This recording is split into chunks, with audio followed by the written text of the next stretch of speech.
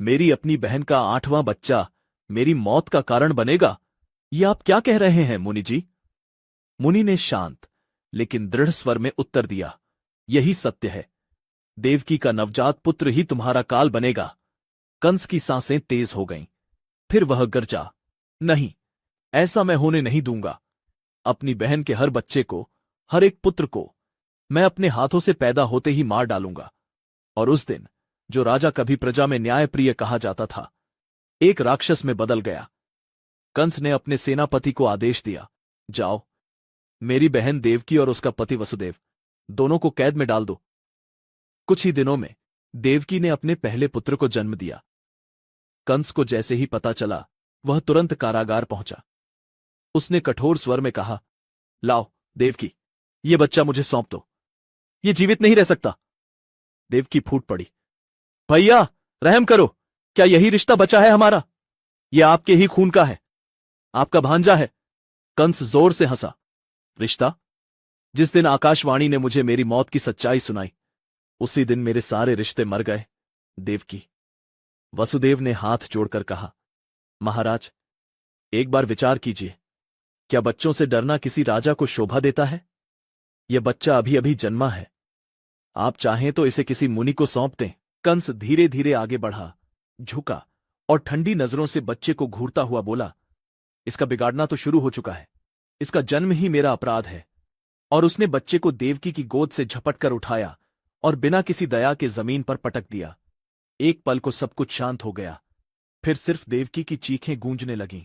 और फिर धीरे धीरे देवकी के हर नवजात शिशु को कंस ने बेरहमी से मारना शुरू कर दिया।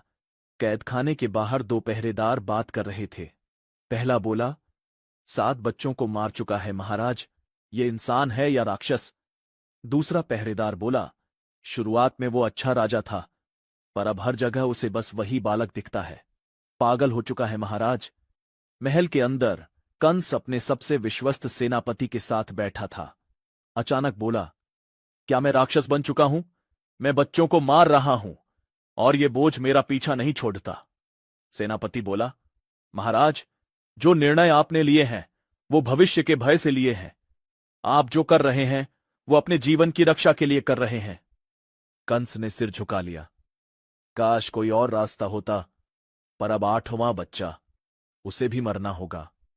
समय बीता और फिर वो दिन आया जब देवकी का 8वां पुत्र जन्मा।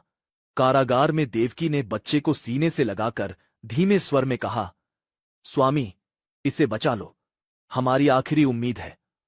वसुदेव ने एक पहरेदार को बुलाकर कहा, भाई, मेरी विनती सुनो, इस बच्चे की जानकारी महाराज तक न पहुंचने दो, मैं इसे लेकर सुरक्षित जगह पहुंचाता हूं। पहरेदार दुविधा में था, लेकिन उसने सहमति में सिर हिला दिया। वसुदेव ने बच्चे को सीने से लगाया और निकल गया। तेज बारिश और गगनचुंबी बादलों के बीच वसुदेव यमुना पार कर गोकुल पहुंचे। वहां एक घर के सामने एक बुजुर्ग स्त्री बैठी थी। वसुदेव ने जल्दी से कहा, मां, मैं मथुरा से आया हूं, यह बालक देवकी का है, क्या यहां कोई नवजात कन्या जन्मी है? बुजुर्ग बोली, हां, यशोदा ने अभी एक कन्या को जन्म दिया है, वो और नंद बाबा अभी भीतर आराम कर रहे हैं। वसुदेव ने हाथ जोड़ दे, कृपया मेरी बात सुनिए, यह बालक एक निर्दयी राजा का अंत करेगा, लेकिन राजा को कन्या से भय नहीं।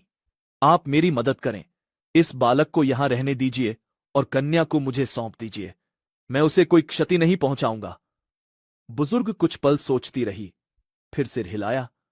वसुदेव ने कन्या को उठाया, बालक को यशोदा की शैया पर सुलाया और वापस निकल पधा। सुबह होते ही कंस आया।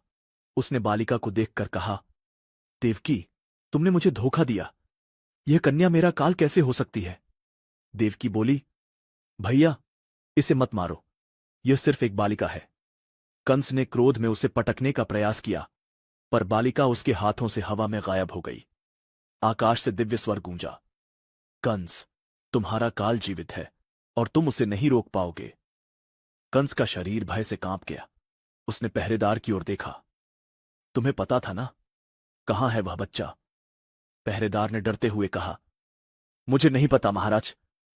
कंस ने तुरंत उसे मार दिया और सैनिकों को आदेश दिया, उस बच्चे को खोजो, हर हाल में खोजो।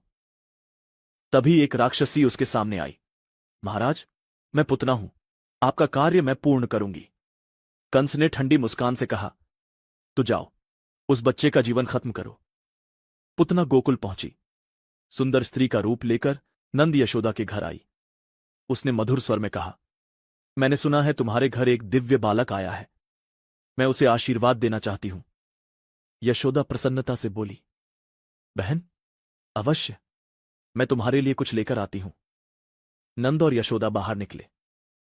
पुतना ने बालक कृष्ण को गोद में उठाया और उसे निहारते हुए धीमे से बोली, कितना प्यारा बच्चा है।